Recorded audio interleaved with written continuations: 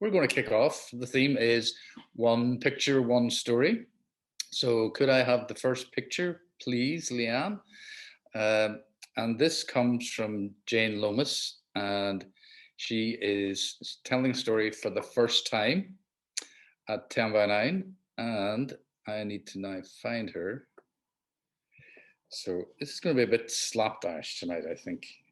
So please forgive me. Jane Lomas. Ask to unmute and spotlight for everyone. Hello. Okay, there you are, Jane. So far away. Okay, here goes. My first time. It's 1987 and we're in Philadelphia, but how we got here wasn't planned. It was all on the chance of closed eyes and fingers stabbing the map. We married in 85, and 2 weeks later, my family, my mum and my brothers, moved to make America their permanent home, with my dad, who'd been working over there for years. I remember our wedding day filled with chaos, laughter and dancing, lots of dancing, bit of booze, but lots of dancing. I pushed the sadness away. The day was fantastic. We tried to settle into married life as young things do. He wanted to work abroad, wanted the excitement of something new. He tried for South Africa, but didn't get the job. Then he talked about Saudi. I was a London girl. Saudi? I was used to wine bars, shopping, meeting friends. Besides, I enjoyed working and earning my own money. I couldn't imagine being cooped up on some compound with other European and American women. I said no to that. I had a green card for America and we'd applied for his, but I got stopped by immigration on a trip to visit my family. I was carted off into an interview room and interrogated by 2 very macho men in uniform with guns. I was 23. They scared the hell out of me. They said I had to live in America if I was to keep my green card. He would have to follow on when he got his. The US Embassy assured us it would only be for a couple of months. We talked about it and decided it was a fine idea. I handed in my notice, moved across the pond, lived with my parents, got a job and a car. We're in the Midwest, a far cry from the giddiness of London. I stood out. I was a novelty.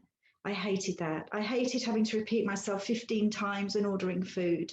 My social life was reduced to going to the gym. The promised couple of months stretched into 10.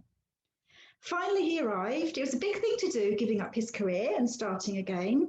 We were full of hope. I'm not sure if we were stupid or naive. Anyway, after a month and no sign of a job for him, and getting fed up with standing out, we knew we had to do something.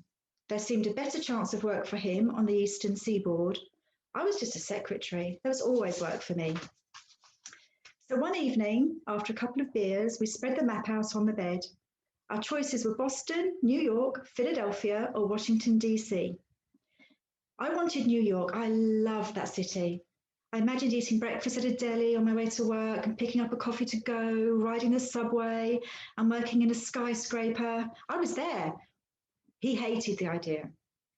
That was when we closed our eyes and stabbed the map, pinned the tail on the donkey style. We both landed near Philadelphia. We'd never been there before.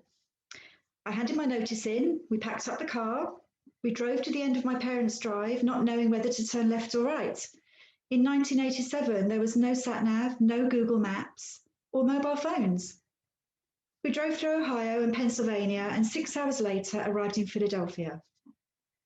It's funny how you can talk about doing a thing, about going somewhere. It all sounds so easy, especially after a few beers and a map spread out before you. But just imagine that all you have is a city as a destination. What do you do when you get there? Where do you go? We drove around and around Centre City, which is Philly's version of downtown. It was fun at first, but I could feel the mild panic creeping into the car. It was getting dark and we needed to find a motel.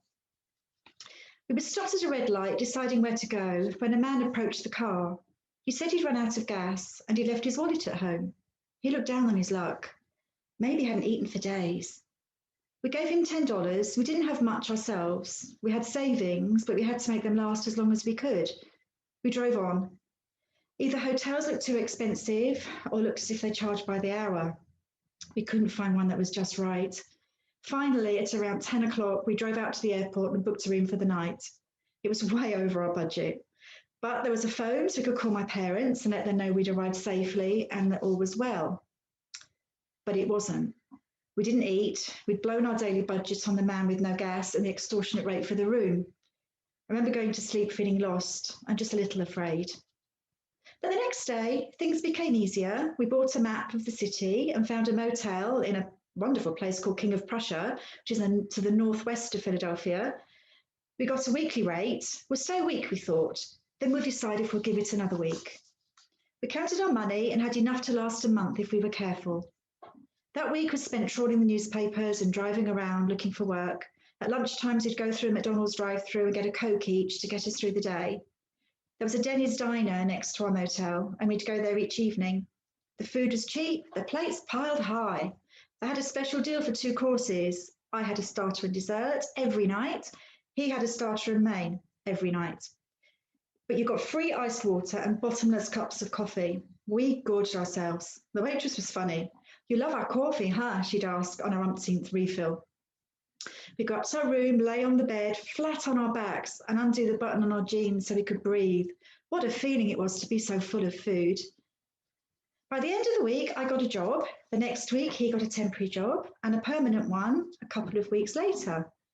We spent 2 weeks at that motel and then found a tiny apartment.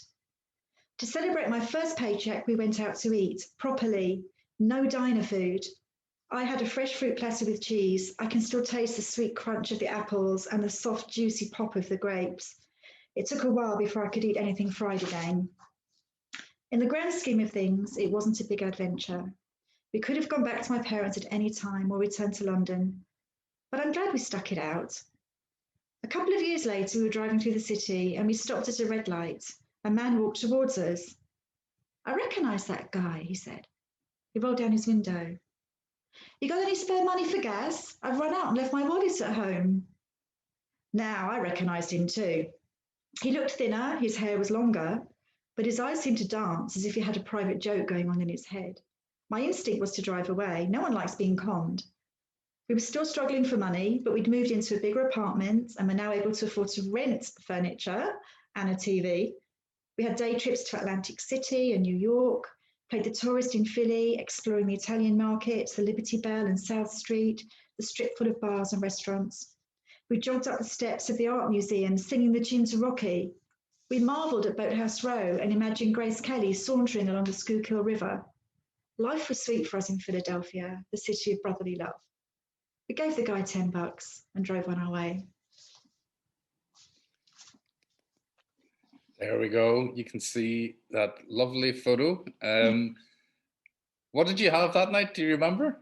I do. I had a fresh fruit platter with cheese, and it was the best I've ever tasted. I don't think anything fresh has ever tasted that good. It was so lovely.